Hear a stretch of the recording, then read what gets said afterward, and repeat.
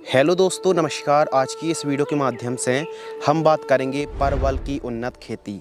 परवल की खेती कब और कैसे करना चाहिए, यह काफ़ी क्षेत्रों पर बड़ी मात्रा पर इसकी खेती की जाती है। तो परवल के डायरेक्ट सीड्स नहीं बल्कि शाखाओं को लगाया जाता है। तो आप शाखाएं कहां से खरीद सकते हैं, परवल की खेती जब आप करते हैं तो एक एकड़ में कितनी लागत लगेगी, ज़्यादा पैदावार आप निकालना चाहते हैं तो कौन कौन सी ऑर्गेनिक रासायनिक खादों को मिक्स करके प्रयोग करना पड़ेगा, पौधे से पौधे की दूरी कितनी रखनी चाहिए, कौन सी वैरायटी को लगाएं और संपूर्ण जानकारी, चाहो लागत, लाभ, मुनाफा, नेट प्रॉफिट के बारे में बात हो, कितने महीने यह फसल चलती है, कब इस फसल को लगाएं और कैसी भूमि होनी चाहिए। तो इस वीडियो के माध्यम से हम आपको विस्तृत जानकारी साझा करने वाले हैं कि कैसे आप परवल की उन्नत खेती कर सकते हैं।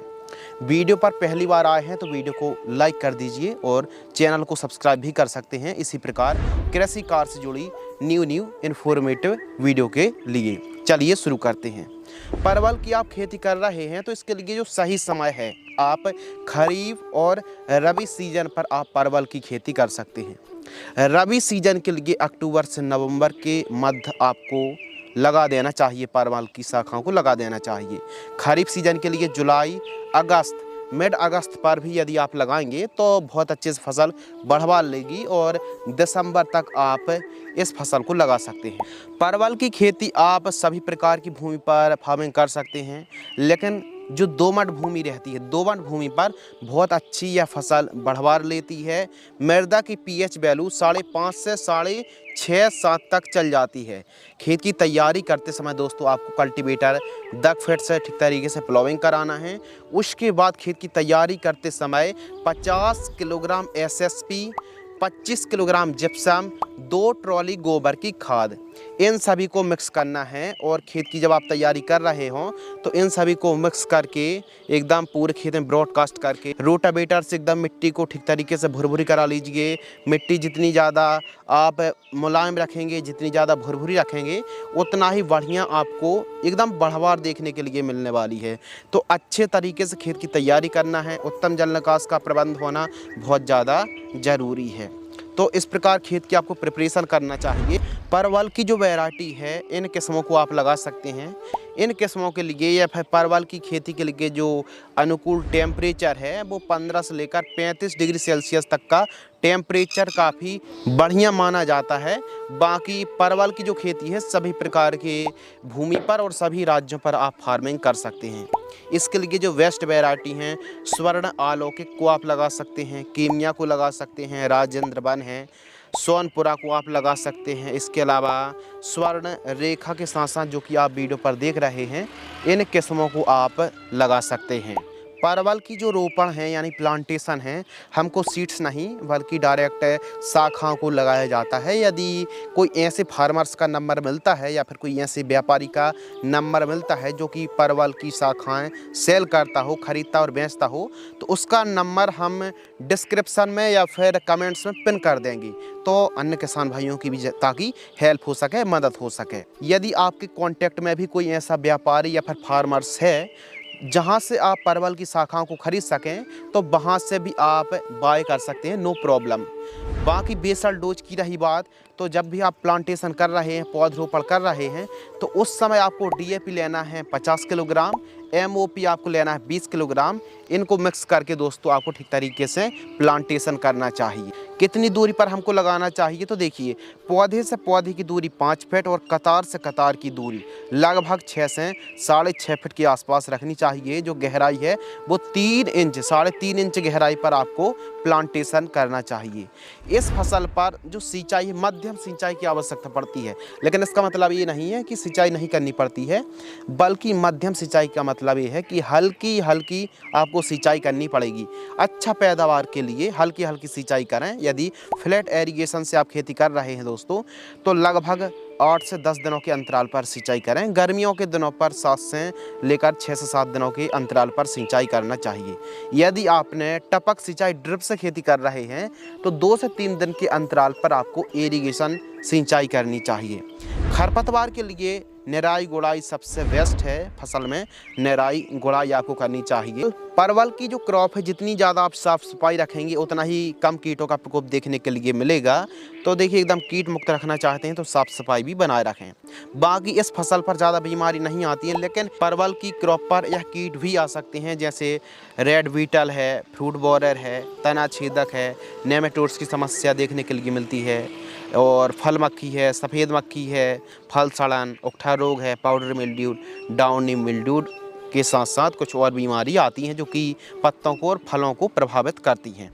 तो बीमारी देखिए कभी कभी बहुत कम प्रकोप देखने के लिए मिलता है, लेकिन आप चाहें ज़्यादा स्प्रे ना करना पड़े नेमेटोड्स के लिए गेंदे की 2-4 लाइन लगा लीजिए, स्टिकी ट्रैप लगा लीजिए, पीला है, नीला स्टिकी ट्रैप लगाएं स्टार्टिंग पर। नीम ऑयल है, बायोआर 303 है, इमीडाक्लोप्रिड है, थाइमेथॉक्सोम है, डाइमेथॉइड, इनका स्प्रे आप कर सकते हैं। हल्के रेंज के कीटनाशक का या फिर नीम ऑयल का स्प्रे आप करें, ज़्यादा स्प्रे महंगे स्प्रे नहीं करना है। बाकी जो फर्स्ट स्प्रे है दिनों के हिसाब से, कि जो फर्स्ट स्प्रे है 55-60 दिन की फसल होती है, बायर की एंट्राकॉल और सिजेंटा कंपनी की एकतारा, अब एकतारा में भी थाइमेथॉक्सोम है, तो इन दोनों को मिक्स करके 15 लीटर की दर से स्प्रे करें। जो भी डोज के बारे में बात कर रहे हैं वो 15 लीटर की दर से बात कर रहे हैं। सेकेंड स्प्रे 70 से 75 दिन के आसपास की फसल होती है तो इंडोफिल की M45 फंगिसाइड 40 ग्राम, कृषि रसायन की इक्का 10 ग्राम 15 लीटर पानी घोल कर स्प्रे करें। क्योंकि स्टार्टिंग के दिनों पर जब हमारी 60-65 दिन की फसल होती है दोस्तों, तो उस समय भुनगी यानी एफिड जैसिड्स और वाइट फ्लाई का प्रकोप देखने के लिए मिलता है। तो इनका कंट्रोल के लिए स्प्रेइंग बहुत ज़्यादा ज़रूरी है, जो कि हम दवाओं के नाम बतला रहे हैं। थर्ड जो स्प्रे है 95 दिन से लेकर 105 दिन की फसल होती है। फोर्थ स्प्रे लगभग 125 से 135 दिन की फसल होती है। तो ऐसी कंडीशन पर फेंटेक प्लस टॉनिक 10 ml डाउ एग्रोसांस की डेलीगेट, अब डेलीगेट पर स्पाइनोटोरम 11.7% ऐसी है जो कि रस चूसक कीटों के लिए और चबाने वाले कीटों के लिए बहुत बेहतरीन तरीके से यह काम करने वाली है।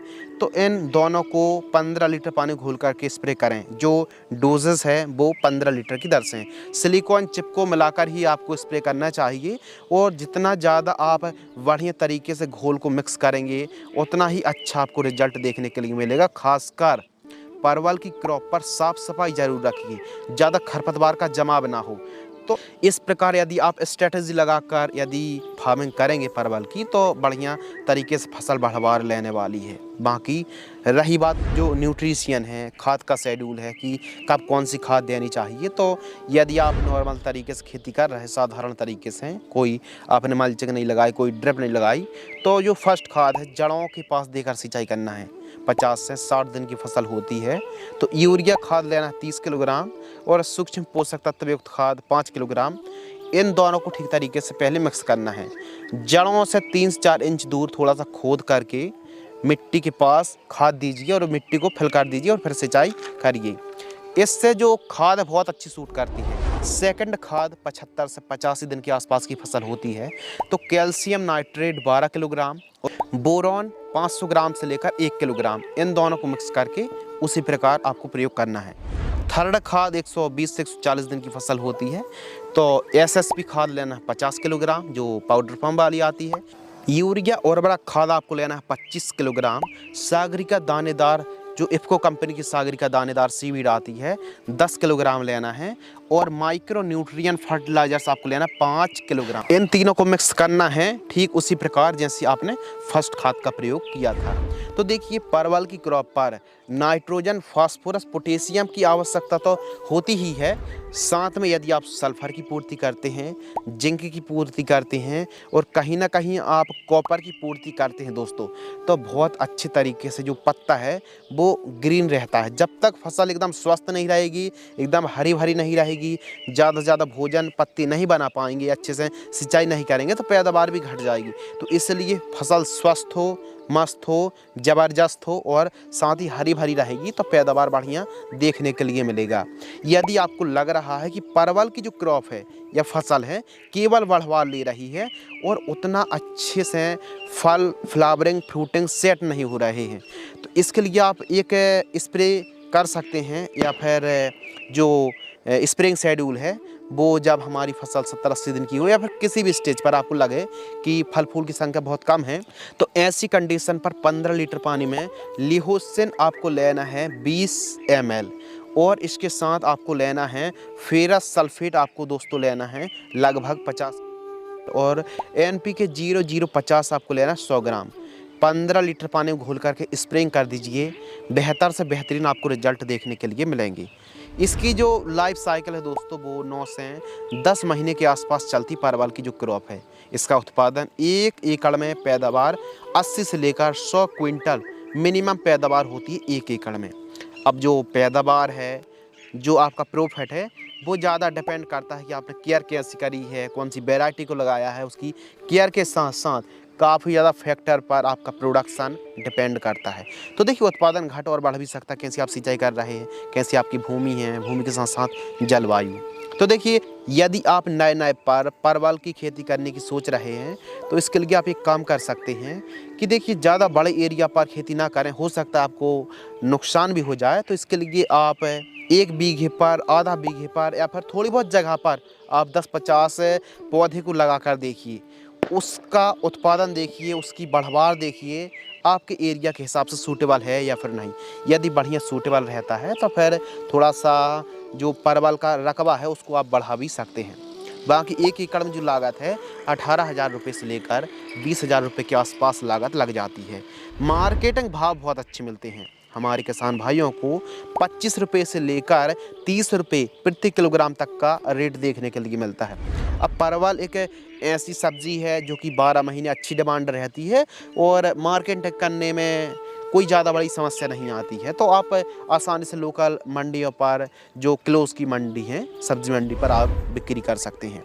बाकी रही बात मुनाफा की, तो परवल की खेती से 1 एकड़ में आप सभी लागत को काट कर लगभग 1.5 लाख रुपए के आसपास कमाई कर सकते हैं। तो इस वीडियो का बनाने का जो मेन मोटिव था कि किसानों को नॉलेज हो सके, सही जानकारी हो सके और काफ़ी अच्छी कमाई भी कर सकें।